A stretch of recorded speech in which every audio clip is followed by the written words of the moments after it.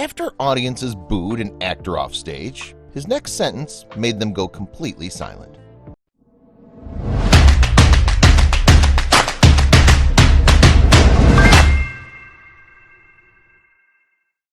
Have you ever heard the phrase, "so bad it's good"? That was the career of Robert Romeo Coates in a nutshell. A wealthy eccentric without a single self-conscious bone in his body, Coates was determined to become one of the most celebrated actors of his day, even as critics and audiences alike tore him apart. But after years of taunting and abuse at the hands of his adoring public, Coates finally revealed the truth behind his acting inspirations and left the entire audience in stunned silence. Before we begin, make sure to smash that like button, subscribe to our channel, and click the notification bell for more amazing videos. Before earning his Romeo nickname, Robert was called Diamond Coates. He was a dandy who took the trend to the extreme.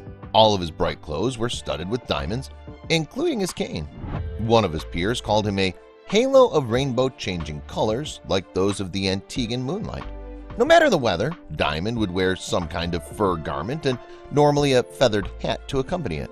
When Diamond traveled, he did so in his own carriage. It was modeled after a two-wheeled chariot or a curricle and pulled by two white horses. The Coates family crest was painted on the front. The crest featured a crowing young rooster in a fighting stance with the motto, "Whilst I live, I'll crow." Diamond took the curricle all over Bath, including the York House Hotel on George Street, where he regularly ate breakfast and lunch.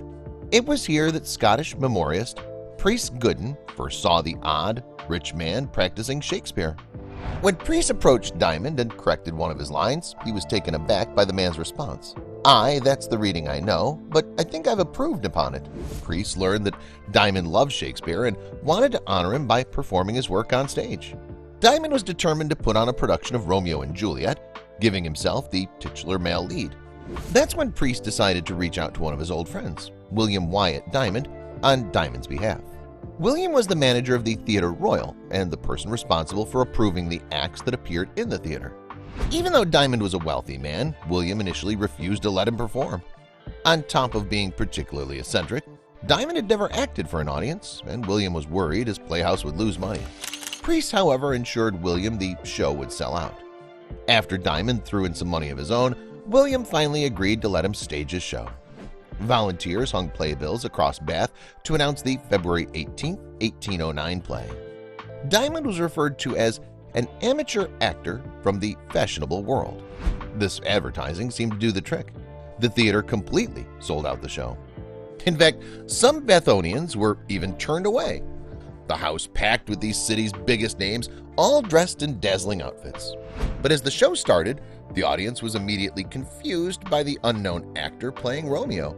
Apparently, Diamond wanted his Romeo to look extra fancy in this version of the play.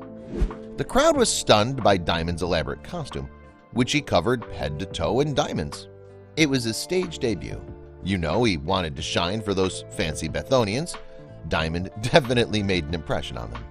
His dress was like nothing ever worn, playgoer wrote, in a cloak of sky blue silk, profusely spangled, red pantaloons, a waistcoat of white muslin, surmounted by an enormous cravat, a wig in the style of Charles II, capped with a plumed opera hat.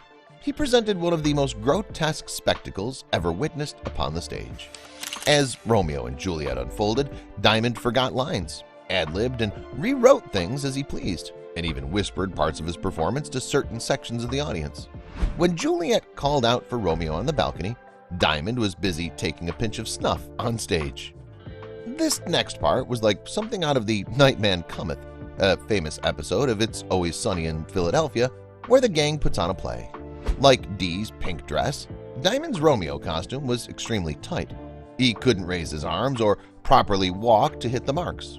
The seams on his red breeches split, which greatly amused the audience. By this point, people were outright laughing at Diamond's performance and all of his weird choices for Romeo and Juliet. After his pants split, William lowered the curtain, bringing the disastrous show to an end. Diamond knew that people were laughing at him, but he still thought the show had been a complete success, and he wasn't done yet.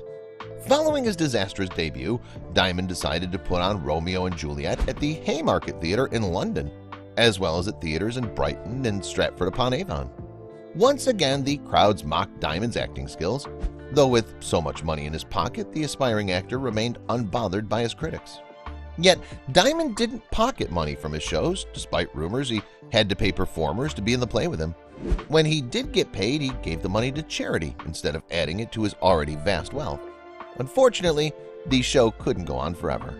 In 1816, Diamond decided to retire Romeo and Juliet back where it all started, Bath. By this point, he'd played Romeo so many times that people were finally calling him Romeo instead of Diamond. During his final performance, the audience booed, laughed at, and heckled Diamond, leading him to finally reveal where their money had been going all along. During the performance, Diamond decided to address the people in the crowd. He informed them that all proceeds from his show would be going to the Pierpont Street charity, but encouraged anyone disappointed with his acting to return to the box office for a refund. This shut most people up. There was no way they'd be callous enough to take their money back from the poor. After finishing his short acting foray, Diamond continued to maintain his fabulous lifestyle until getting into financial trouble in the 1830s. He fled to Boulogne-sur-Mer, France, still wearing his characteristic furs while attempting to keep a low profile. Sadly, Diamond's life of luxury would soon come to an end. Diamond's death was just as interesting as his life. On February 16, 1848, the former actor had just left Allcroft's grand annual concert at Drury Lane Theatre when he realized he'd left his opera glasses at his seat. As he walked back inside, a hansom cab ran him over and crushed him under its curricle. 12 days later, Diamond died of the bacterial infection at his home. Authorities never captured the cab driver responsible for the incident, though they still charged the unknown person with manslaughter. But while Diamond's life came to an untimely end, his personality and presence influenced plenty of other people, even those outside the acting world. The baseball diamond doesn't exactly seem like the kind of place you'd find eccentricities, but if you'd attended a major league game way back around the turn of the 20th century, there was one man that nearly everyone couldn't help but marvel at, and it wasn't just because of his pitching skills. As baseball legend Connie Mack once said, Rube Waddell was the atom bomb of baseball. It's true that Waddell's life began with a bang. He came into the world on Friday the 13th, a day characterized by all things strange and unusual. The eccentricity of that day followed him throughout his life. Don't forget to subscribe for more inspirational stories.